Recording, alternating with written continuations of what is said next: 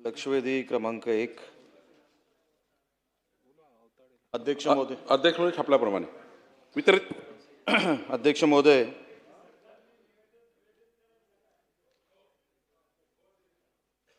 पाटील साहेबांनी जे उपस्थित केलेल्या मुद्द्यावर सरकार निवेदन करेल. अध्यक्ष महोदय, सांगायच्या आधीच बघा किती तत्पर आहेत. लक्षवेधी माझा सिंधुदुर्ग जिल्ह्यातील जवळ 42,242 हेक्टर क्षेत्रावर वनसंज्ञा लादण्यात आलेली आहे, याच्यावर आहे. अध्यक्ष महोदय, हा विषय गंभीर आहे. लक्षवेधी आणि माझ्या लक्षवेधीचा विषय तर गंभीर आहेच, पण मंत्री महोदय,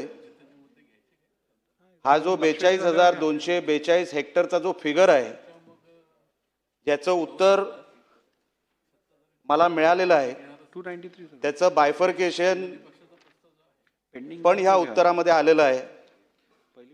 पण अध्यक्ष महोदय, हा विषय गंभीर याच्यासाठी आहे की मी जेव्हा शासनाला 42,242 हेक्टर बद्दल प्रश्न विचारला,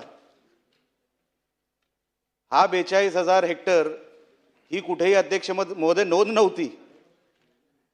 हा मी जनरेट केलेला फिगर आहे अध्यक्ष महोदय. अशी कुठेही जिल्ह्यामध्ये नोंद नाही आणि डिपार्टमेंट मला त्याच्यावरती उत्तर देत आहे की त्याच्यामध्ये शासकीय क्षेत्र किती, खाजगी क्षेत्र किती, त्याच्यामध्ये खाजगी वनसंपादन किती. म्हणजे अध्यक्ष महोदय, मला एक सांगा, जो फिगर जिल्हा प्रशासनाकडे नाही, जो फिगर जिल्हा माहिती अधिकाऱ्यांकडे नाही, माहितीच्या कार्यालयाकडे नाही, जो फिगर मी जनरेट केलेला आहे, सरकार मला त्या फिगरवर उत्तर देत आहे.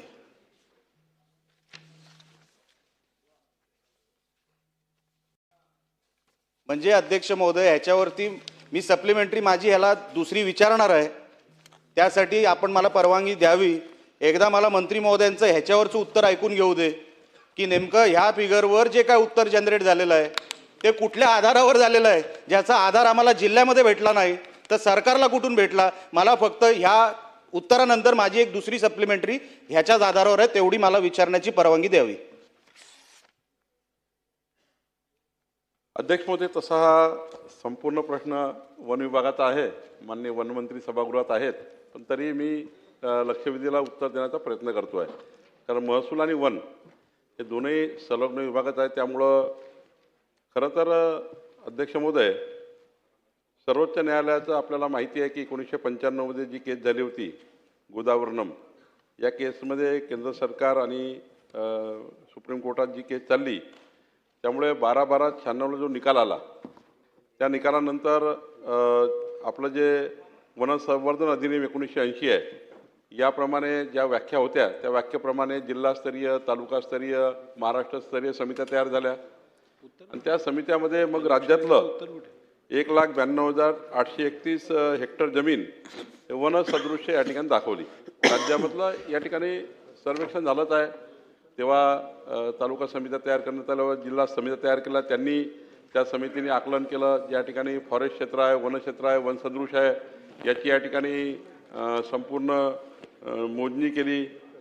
तेव्हा जर आता राज्याचा 1,92,831चा जो फिगर आहे, जो 20/8/1997ला हे सुप्रीम कोर्टामध्ये राज्य सरकारने सादर केला.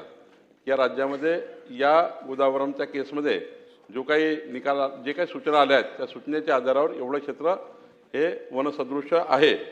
आणि त्यानुसार मग आपण जर 42,242.30.36 हेक्टर जे सिंधुदुर्ग जिल्ह्यातलं आहे, त्यामध्ये जे आता मुख्य वनसंरक्षक आहे त्या ठिकाणी आणि प्रधान मुख्य वनसंरक्षक यांनी जो अहवाल तेव्हा तयार केला होता तो असा आहे.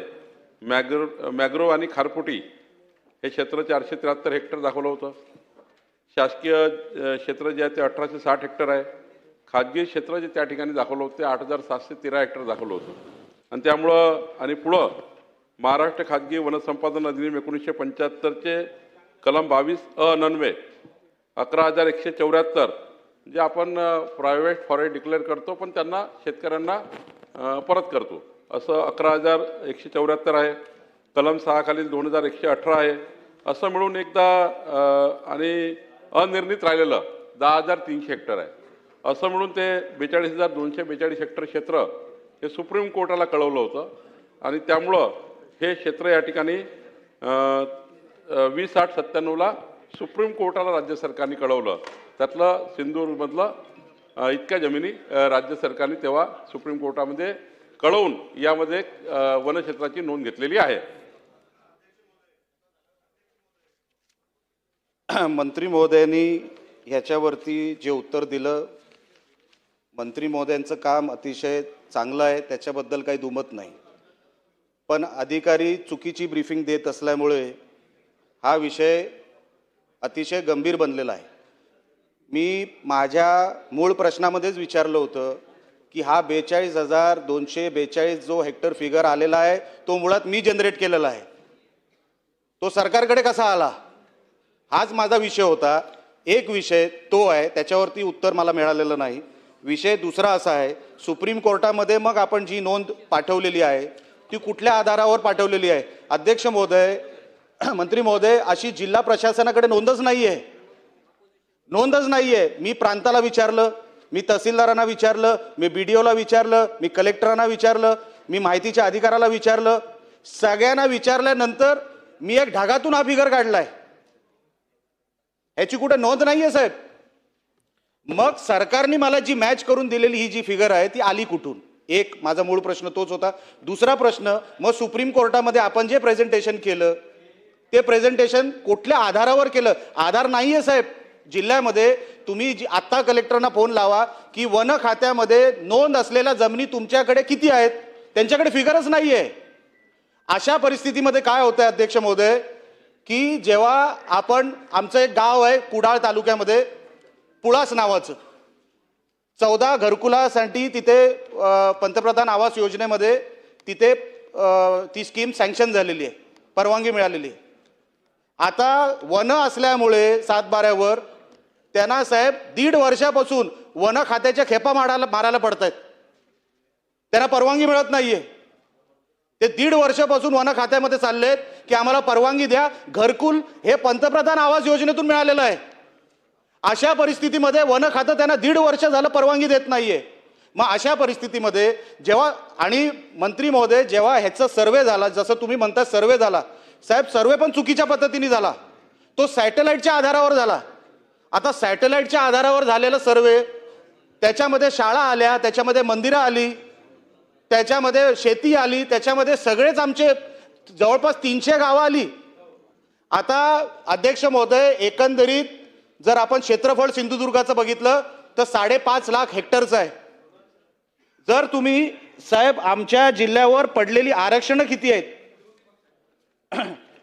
जर आरक्षणं किती आहेत जर तुम्ही त्याचा हिशोब लावला तर साहेब आकारी पड 1700 पेक्षा जास्त हेक्टर आहे, सागरी CRZ 600 पेक्षा जास्त हेक्टर आहे, कबुलायतदार गावकर 400-700 पेक्षा जास्त हेक्टर आहे, वनसंज्ञा व खासगी वने 38,643 हेक्टर पेक्षा जास्त आहे. इको सेन्सिटिव्ह जे सर्वात मोठं आमच्या जिल्ह्यावर ज्याचं क्षेत्रफळ आहे ते 2,97,000 आहे. हे सगळं अंदाजित सांगतो साहेब.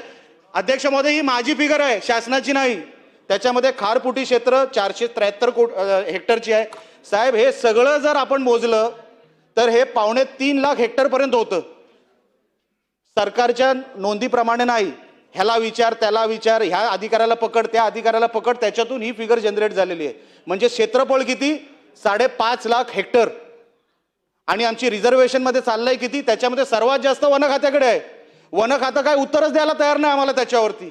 त्यांचे अधिकारी आम्हाला काय सांगायलाच तयार नाही की तुमच्या ह्या जमिनी मिळणार आहेत की मिळणारच नाही आहेत, आम्हाला सांगायला तयार नाहीत. साहेब प्रायव्हेट फॉरेस्ट जेव्हा सॅटेलाइट पडलं आणि सॅटेलाइट थ्रू रिझर्वेशन पडली, साहेब तुम्हाला एक सांगतो अध्यक्ष महोदय, 98% सिंधुदुर्गामध्ये ही प्रायव्हेट फॉरेस्ट आहे, ह्याची नोंद झालेली आहे. म्हणजे गव्हर्नमेंट फॉरेस्ट फक्त 2% आहे.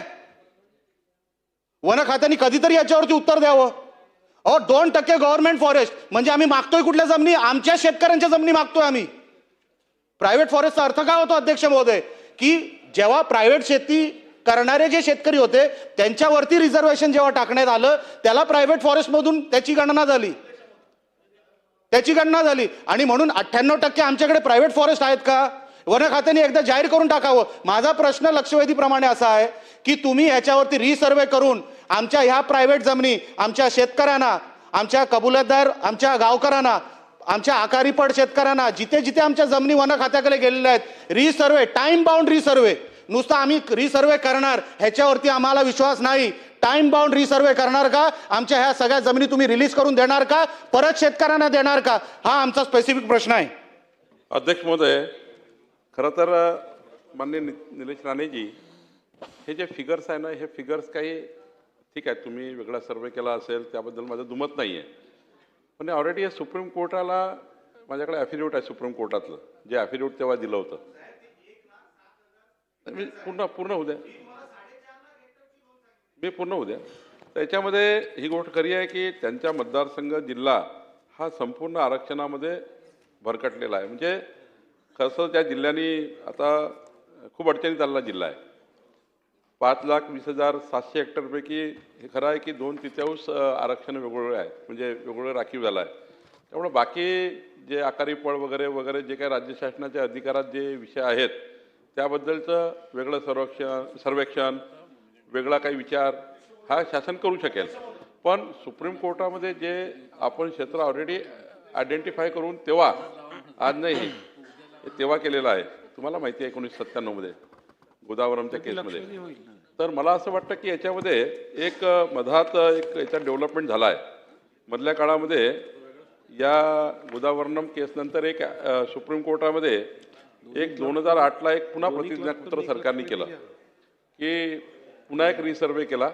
आणि त्या रिसर्वेमध्ये नंतर मग 28/2/2011ला इंटरलॉक्युटरी एक ॲप्लिकेशन दाखल केली, ज्यामध्ये सरकारने काही दुरुस्ती करण्याचा प्रयत्न केला. त्यावेळी मग त्या याचिकेमध्ये खरं तर थोडं क्षेत्र रिसर्वे करून जी वनसंज्ञा आहे यामध्ये 1997ला जे क्षेत्र दाखवलं होतं ते 11,049 हेक्टर हे दाखवलं होतं. त्यापैकी 1,875च त्या ठिकाणी आहे आणि बाकी 9,173 हे नाही आहे. त्यामुळं हे वनसंज्ञेमध्ये असून बाकी त्याला फॅसिलिटी मिळाव्या आणि याकरता एक पुन्हा ॲफिडेविट आपण सादर केला आहे सुप्रीम कोर्टमध्ये. तर मला असं वाटतं की 9,173 हेक्टर जमिनी या कमी झाल्या, पण सुप्रीम कोर्टामध्ये ॲफिडेविट करून सुप्रीम कोर्टातनं आदेश घेतल्याशिवाय फॉरेस्ट आणि महसूल काहीच करणार नाही.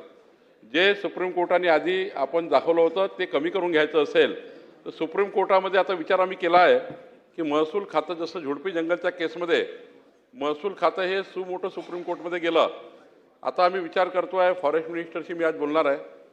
मी सकाळी विचार केला आहे की आपण एकदा सुप्रीम कोर्टात पुन्हा जायचं आणि सुप्रीम कोर्टामध्ये विनंती करायची की हे जे 2008ला जे प्रतिज्ञापत्र आम्ही दिलं आहे त्यावर तातडीनं निकाली काढलं तर मला असं वाटते 9,173 हेक्टरबद्दल एक पॉझिटिव्ह निर्णय सुप्रीम कोर्ट करू शकेल. तसंही या ठिकाणी करू शकेल, म्हणजे त्यांचा तो अधिकार आहे. पण आपण ज्या पद्धतीची बाजू मांडणार आहोत आम्ही ठरवलं आहे महसूल खात्याने, कारण शेवटी हे तेव्हाच्या जिल्हास्तरीय कमिट्या, तेव्हाच्या तालुकास्तरीय कमिट्या यांनी ते तेव्हा हे मोजण्या केल्या होत्या. म्हणजे मोजणी म्हणजे हे गोष्ट खरी आहे की रात्रभरात आदेश आले, कसंही टाकलं, कुणालाही टाकलं, जसं झुडपी जंगल टाकलं होतं विदर्भात CP अँड बेरारच्या सरकारच्या काळात. आणि त्यामुळं त्यामध्ये विनाकारण 30 वर्ष लोकांना झुडपी जंगल जागा दाखवून आत्ता सुप्रीम कोर्टाने निकाल दिला. मी आपल्याला एवढं आश्वस्त करतो की तातडीनं फॉरेस्ट मिनिस्टर आणि मी दोघंही बसून एक तातडीनं याचिका करायची सुप्रीम कोर्टमध्ये आणि हे सर्व बाजू सुप्रीम कोर्टमध्ये मांडायची. आमची चूक झाली तर मान्य करू, बाबा सर्वेक्षणामध्ये चूक झाली, मोजणीमध्ये चूक झाली, पण ही जी वनसंज्ञा आहे याबद्दलचे आता अधिकार पूर्ण सुप्रीम कोर्टाला, या सभागृहाला नाही आहे. बाकी जे स्टेट लेवलचे आरक्षण आहेत त्याच्याबद्दलची वेगळी बैठक घेऊन त्यामध्ये कुठले कुठले आकारी पडच्या आरक्षणाचा आपण जसं मागे कायदा आणला, आकारी पडच्या आरक्षण आपण शेतकऱ्यांना जमिनी परत केल्या आकारी पडच्या, असे वेगवेगळ्या पद्धतीने आपल्याला तिथले जे शाळा आहे, मंदिर आहे, दवाखाने आहे, या ठिकाणी जी वनसंज्ञा लागली आहे त्याबद्दलच्या प्रस्तावाचं काय करायचं त्याचा वेगळा विचार करणे आणि देवराईच्या जमिनी आहेत त्या जमिनीबद्दल काय करायचं, या ज्या विषय आहेत ते आपण राज्य सरकारचे तर आपण हाताळून घेऊ, त्याबद्दल तुम्हाला रिलीफ देण्याचा पूर्ण प्रयत्न करू. पण मात्र वनाच्या बद्दल मात्र आपण पुन्हा एकदा सुप्रीम कोर्टात जाण्याची गरज आहे. आणि आत्ता जे आपल्याकडे नवीन सर्वेक्षण आलं आहे त्याचे डिटेल मी आपल्याला देतो. आता आपल्याला 1875 फक्त राहू शकेल त्या ठिकाणी. तसे माझ्याकडे आकडा आहे. मँग्रोव्ह आणि खारफुटीमध्ये 473 पुन्हा राहील. शासकीयमध्ये 1860 पैकी 948 कमी होते आहे आणि 8716 जे हेक्टर आहे खाजगी त्यापैकी 453 हे क्षेत्र राहू शकेल वनाकडे. बाकी मग रिलीज होऊ शकेल जर सुप्रीम कोर्टाने निकाल दिला तर. मला असं वाटतं थोडा हा सुप्रीम कोर्टाच्या आपल्याला सर्वांना भांडावं लागेल.